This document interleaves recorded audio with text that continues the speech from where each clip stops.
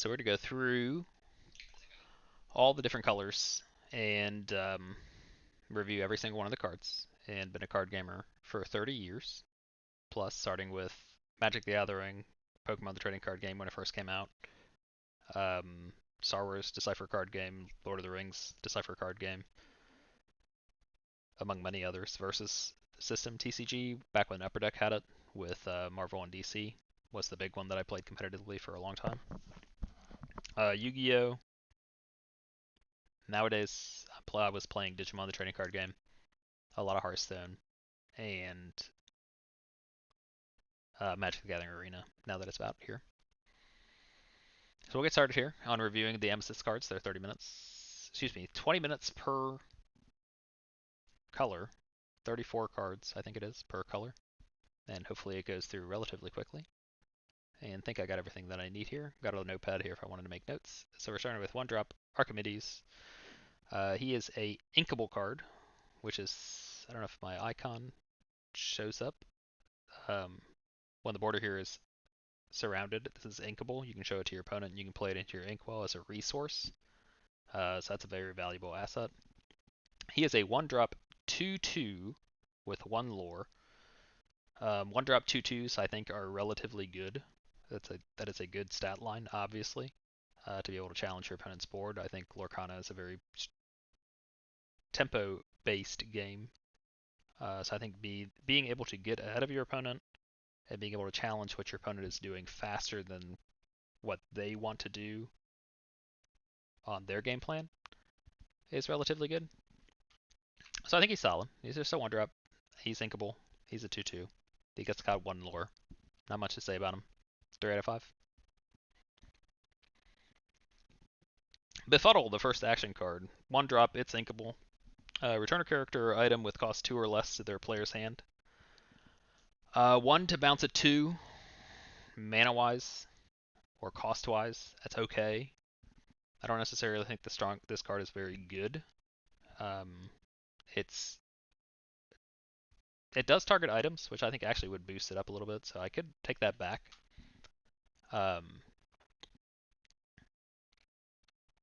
In a tempo-based game, they play item. My opponent plays the item that's cost 2. I spend my turn 3 bouncing it back to their hand. Then they have to spend 2 to play it again. It's not bad. It might have a spot, but in deck building, it gets kind of interesting. It depends on where the meta kind of goes. 3 out of 5, maybe. Maybe it's playable. Maybe it's not. Art is really good. A little ducky here.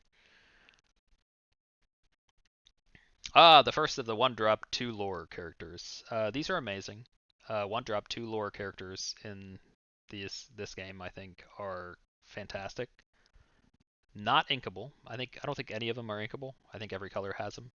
It's a 1/1, 2 ink, but it just absolutely punishes an opponent's slow start.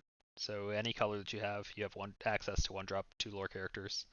If your opponent isn't doing anything for the first 3 turns, they may be behind 6 to 10 lore by the time that their turn even comes around and they're even trying to do anything. 1-drop 2 lore characters, A+, 4 to 5. Would play again. Olaf, 1/3, inkable, 1 lore. I like the 1-drop 2/2s better than the 1-drop 1/3s. It's a little more defense oriented, so it can stick around the board a little longer as a 1/3, but not super high on these. I'm going to give it a 2 out of 3. 2 out of 5. Pascal, 1-drop, 1/1, inkable. Camouflage. When you have another character in play, this character gains evasive. Only characters with evasive can challenge him. I'm okay with the ability to hide a lore generator behind other characters if you're curving out appropriately. You drop Pascal on 1, you drop any other character on turn 2. Pascal gets evasive, and then you just have a 1 lore per turn generator. And you may not know, 20 lore wins the game. So you win the game by questing. So you tap your character to go on quests, and then they gain lore equal to their lore value, which is down here in this corner. So a one-drop generator that can get evasive. Evasive is a pretty strong keyword. 2 out of 5. I mean, I think it's okay. It's just like a 20 turn clock to your opponent. Eh. Reflection. Our first song. A character with cost 1 or more can tap to sing this song for free. Look at the top 3 cards of your deck, put them back on the top of your deck in any order. Carry QT. Evasive is like hexproof. Going from Hearthstone, evasive is not quite like hexproof in the sense that an evasive character can be targeted by an action. They just cannot be targeted for challenge. So only characters with evasive can challenge them. So this would be more like if you played a card game versus system. It was hidden. I'm trying to remember the term for it, but they had a whole another section of the board that they were kind of played on, and only characters with that type could also attack that character. So it is, yeah, not quite hexproof. Um,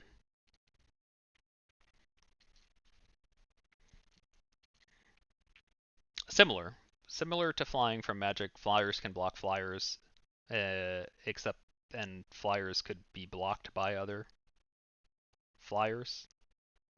But the problem more so is that an evasive character can challenge another evasive character, but like a flyer couldn't challenge a flyer in Magic. It's closer. We're getting into semantics. Reflection. A character with 1 or more can tap to sing the song for free. So songs, if you use a character to pay their cost, you can play songs for free. This one is look at the top 3 cards of your deck, put them on on the top of your deck in any order. Not a huge fan of Reflection. It is inkable for 1 cost, which is okay. If this said look at the top 3 cards of your deck, put 1 in your hand, and then put the other 2 back on top of your deck in any order, I would bump this way up. But just the fact that you're scrying and looking at 3 cards on the top of your deck and then putting them back in the next order, and like you know what the next card you're going to draw is. Yes, Amethyst has card draw power, and you can like tap something to stack your deck to then draw, but you're not arranging your deck. You're putting all 3 cards back on the top. Yeah, I really hope that you enjoy it. It is very interesting. I think they did a good job designing this game. It's very tempo oriented. The only downside that I have to Lorcana right now is interaction, but that's neither here nor there. Like Hearthstone doesn't have any interaction, and Hearthstone is one of my favorite games to play right now. So I would give Reflection 1 out of 5. 1 out of 5. Not a fan. Dr. Fassler, we're getting into the cool characters. 0/4, Challenger +2. While challenging, this character gets +2. Annie's Inkable, 2-drop with 1 lore. So you can generate lore with this character. You can challenge other characters, and then you can hit kind of like anything. The 1-drop, 2/2s, 1/1s. He pops them, doesn't take a lot of damage back. Damage stacks on your characters. So if you hit something with him as a 2/4 and it's a 1/1, he will take 1 damage. When he gets to 4, he would be banished. Um, he has really good higher drops. I'm not familiar off the top of my head if they're shiftable. If they are, I would rate him higher. But I'm going to give the 2-drop version of him, a 3 out of 5 right now. I think this is a solid card. 4 is a really good defensive stat. It's a really good breakpoint, I think, in this game. I think cards that hit 4 toughness or defense, I don't remember the Lorcana terms, but I think 4 is a really good spot for him to be at. So yeah, 3 out of 5. Freeze. So I talked a little bit about this in the box opening video. I am a huge fan of this card. I just don't know where it belongs quite yet. I'm giving it a 5 out of 5. That's the first one that I'm going to rate 5 out of 5. The power in a tempo-based game to exert an opposing character and then challenge it with one of your characters, I think is really good. It really messes with your opponent's game plan and your opponent's tempo with what they're trying to do. So they play a character that they're like, okay, this is protected. They can't challenge it with their characters, or they're going to hit it with an action card. But you can just be like, hey, cool, I'm going to pay 2, I'm going to tap it, and I'm going to swing into it and banish it. There is a subset of a deck that uses purple and red. We'll get to Aladdin later. This card goes really well with this. I think it's a 7-drop Aladdin, if I'm not mistaken. I am super high on this card. It reminds me of an old card called Overload in Versus System, although Overload got banned because it was so good. This is the watered down version, which was System Shock, that removed a character from combat and lets you do something or whatever. But in a game like this, hey, I'm gonna exert your character, I'm gonna run into it, I'm gonna experience really high on it. I think this is one of my favorite action cards in the set. Just don't know where it fits quite yet in set 1. 5 out of 5. The Brooms, Magic Broom, 2-drop Inkable. When you play this character, you may shuffle a card from any discard player into its player's deck. 1 lore, 2-drop, 2/2. Stat wise, I'm not a huge fan of this card. Broom wise, I like its ability. It combos with the Mickey Mouse we'll get to later. And its ability is actually okay. Lorcana has the idea when you deck out, you lose the game. So maybe that comes into play when you play it. You can shuffle a card back from any discard player into its deck, or you can choose your own card that you really don't need back. Not a bad option. So we'll throw it out there as a 3 out of 5. I don't think brooms. A lot of people want to make brooms work. I don't know that they're gonna work, but it's here. Magic Mirror, one of our first item card. So it costs 2, and you play it, and then you tap it, and you pay 4, and you draw a card. I think in this game, one of the most important things that you can do or consider is the ability to draw cards because of the mechanics of Lorcana.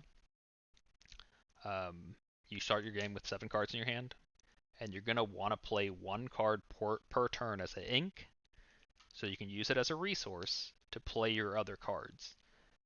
And that means that you're drawing 1 card, you're playing a card for ink, and then you're playing another card. So you're losing 2 cards per turn to do something to progress your game state.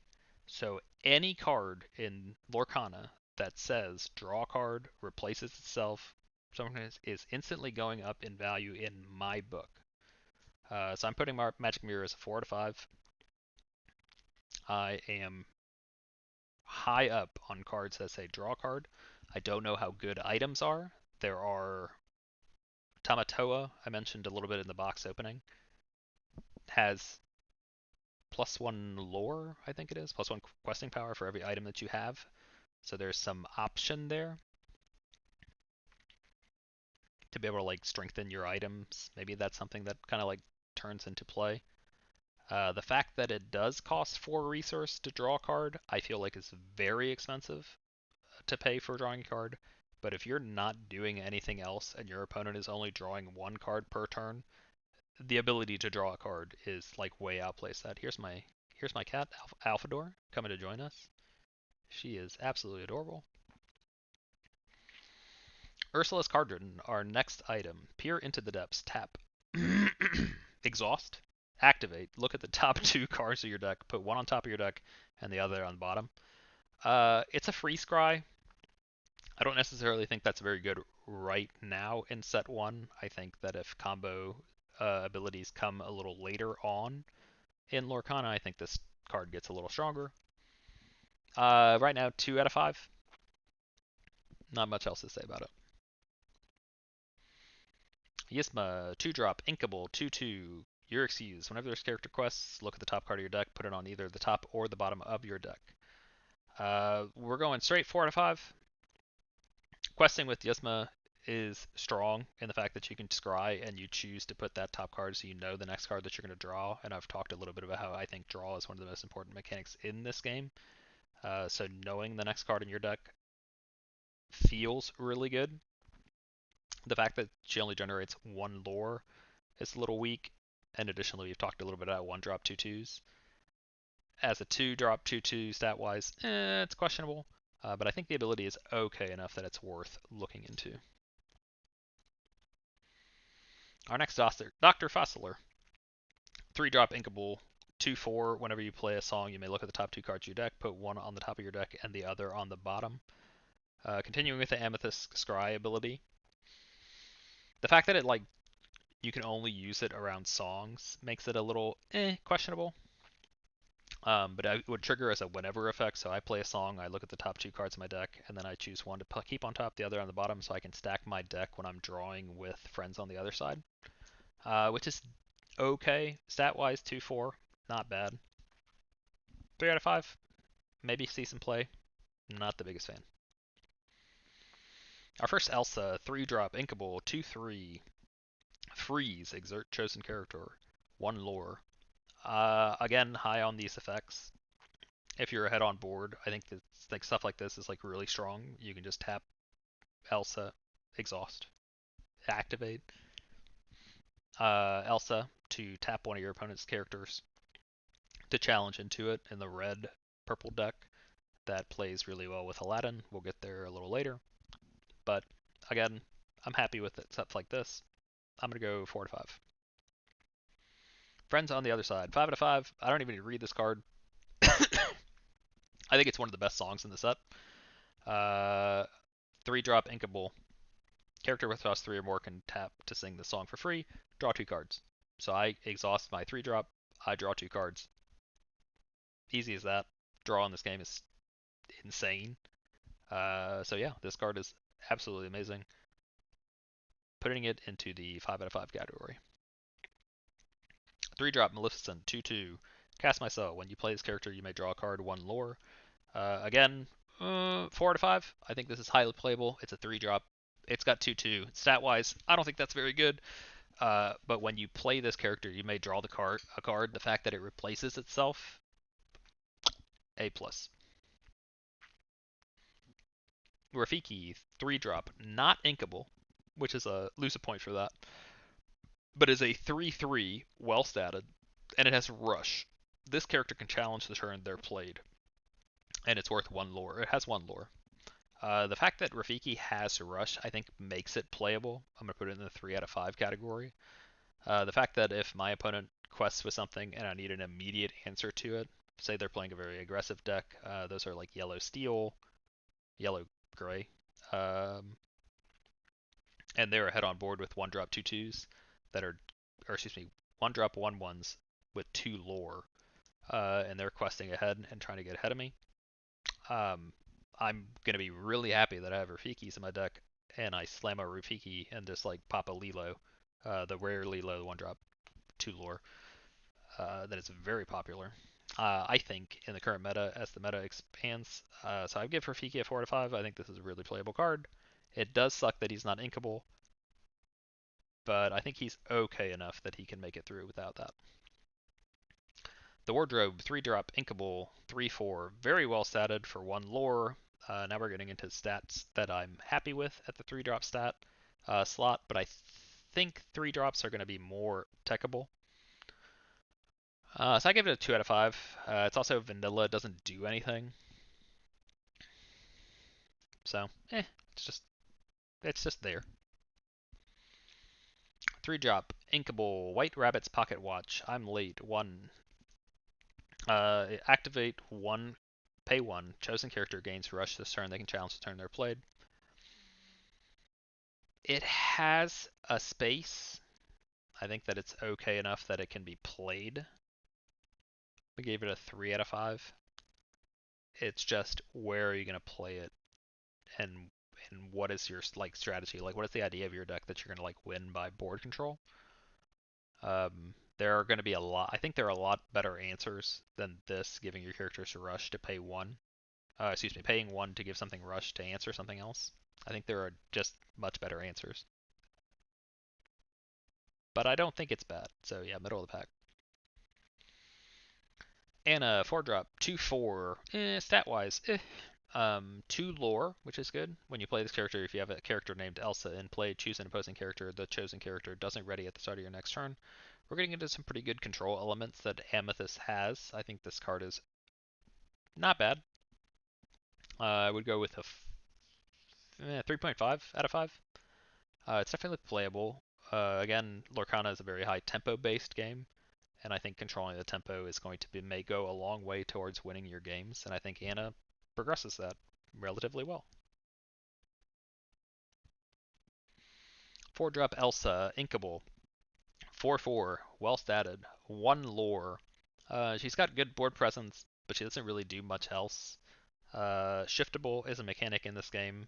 I'm not 100% off the top of my head if Elsas have shiftable, but I think there are better Elsas to play than this.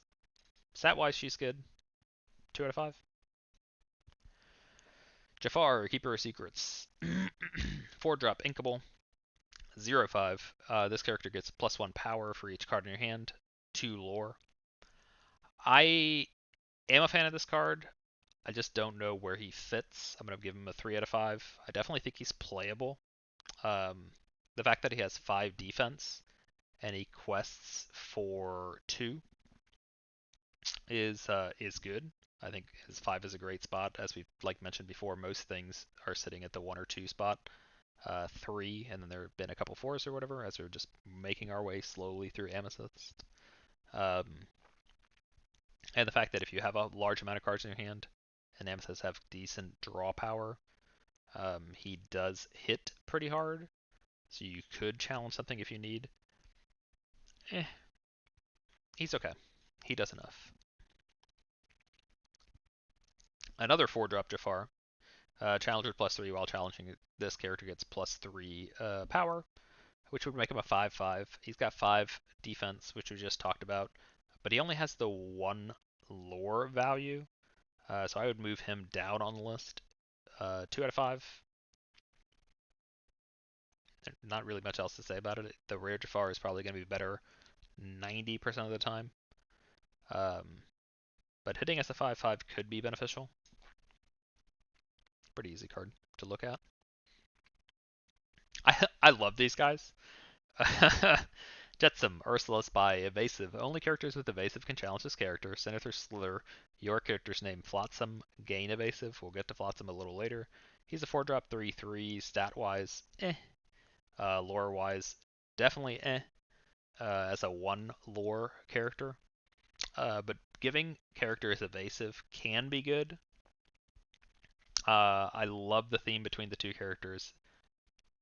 Gonna give it a 1 out of 5. I don't think they're playable, but I do love these people. The old Mickey Mouse, 4-drop, Inkable, 3/4. You pay 1 less to play broom characters. To my knowledge, there's only the 1 broom character, also an amethyst, that we talked about a little earlier. Ceaseless Worker, whenever one of your broom characters is banished in a challenge, you may return that card to your hand, and he's worth 2 lore. So I would love to see that mechanic work, that you're just popping things with your brooms and just keep bouncing them back to your hand and then playing them and then reshuffling your cards that you want back into your deck, like Friends on the Other Side or other draw powers cards, or other important cards towards your strategy. I don't know how well that's going to work, but I do love it as an idea. I'm going to give him a 4 out of 5 because he does a lot. He does a lot. He's well satted at 3/4. Anything that goes above his stat line 4-drop 4/4s would be kind of the baseline. I hope to see it do well, like a broom duck. Zeus, 4-drop, not inkable, 0/4 rush. He can challenge the turn he gets played. Challenger, while challenging, he gets +4 attack. And he's worth 2 lore. Rush is valuable. I don't think this card is valuable. 1 out of 5. I just don't think that you could play him. His lore value definitely adds to it. He's not inkable. I just think there's better things that you can do at the floor slot. Maybe splashable, depending on the meta again, because 4 defense hits a good line. But not super thrilled. The other half of the Jetsam and Flotsam line, he's got rush. He's 3/4. Dexterous lunge. Your character's game Jetsam gain rush, so you can have rush evasive. But he's a 5-drop and he is only 3/4, and we just compared him to a 4-drop with rush at 4/4. He's got 2 lore. These are 1 out of 5s. I love the idea of how these cards interact with each other. I just don't think that they're playable. The Queen, 5 drop, inkable, 4/5, getting a little better with stats. I summon the activate draw card, 1 lore. High on these, I've mentioned this a lot. Drawing cards in Lorcana, I think, is probably the best thing that you could do in the game. Um, and depending on your position, you can choose between trying to progress your quest counters or tapping to draw a card. 5 is a really good spot to live at defensively. She could probably live at least 1 attack. Um, so you can choose to just tap her to draw a card. If you're behind or you get to 5 and you need more cards in your hand, I think that that's strong. 4 out of 5. Tinkerbell, 5, not inkable, 3/3, evasive. Only characters with evasive can challenge this character. Loyal and devoted. Your characters gain named Peter Pan, gain challenger +1, they get +1 attack while challenging 2 lore. The fact that she has evasive and 2 lore is good. The highest lore count I think at the game is 4 off a character off the top of my head, with Tamatoa maybe exceeding that. But that's pretty good. And the fact that she has evasive, there's only like 20 maybe characters with evasive. So she's really well protected. Stat wise, 3/3. Not so good if you're trying to challenge for the board. And I really don't think that your character's name Peter Pan gain challenger +1. Giving something +1 attack is really worth anything. 2 out of 5. She's okay. Evasive. Probably win you some limited games, but outside of that, not so much. Marshmallow. 5/5 for 6, not inkable. Durable. When this character is balanced in a challenge, you may return this card to your hand. 1 lore.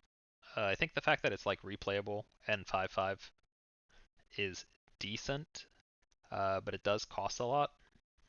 There are some ideas to get you to inkable in like a really late game. Excuse me. There's some ideas when you're at late game and you have enough ink to like continuously replay Marshmallow and challenge the board against like an aggressive deck or somebody that's like sitting low. I just don't know that that's good enough. But the fact that it is like resendable to your hand and you can do other things to it, I think could come into play later on, especially if there are like discard effects, discard a card to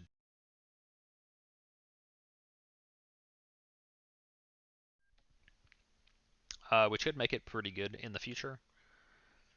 Right now, 3 out of 5. Maybe you can do something with it, but probably not. Sven, 6 drop, inkable, 5/7, 1 lore, 1 out of 5. It costs a lot. It's got really good stats, but you're not doing much else with it. Dr.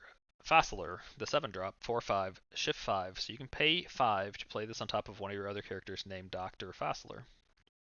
He's got 3 lore. Whenever one of your other characters is banished in a challenge, you may return that card to your hand. As mentioned with Marshmallow, I think that that's a really strong effect, being able to bounce something and like return it to your hand, especially in a game that we've mentioned a couple times. It's like tempo based. This card is very good. I think you can really build something around him. I'm gonna put him at 4 out of 5.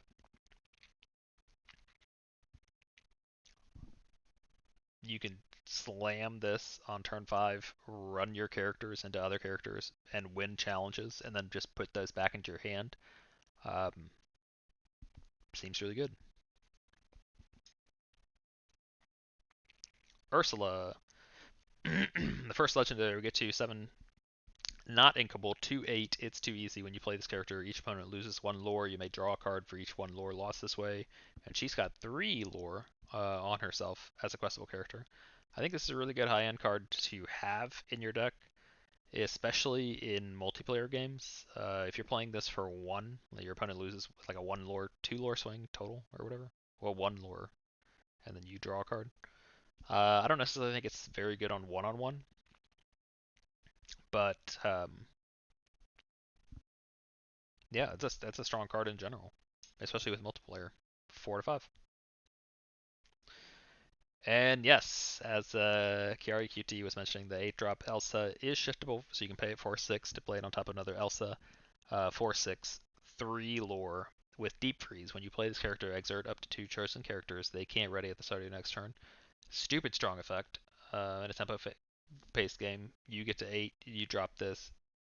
Not only do you exert 2 characters that your opponent may have just played, they may play maybe just played a 7 drop, 6 drop, something large, and you're just dropping Elsa on top of that, and just saying, cool, I'm gonna exert these 2. They can't do anything next turn, and potentially I can like challenge into them, get them off the board, go from there, or just spend a turn like resetting. This card is very strong, 5/5, like a really good high end to play off of. And that does it for Amethyst.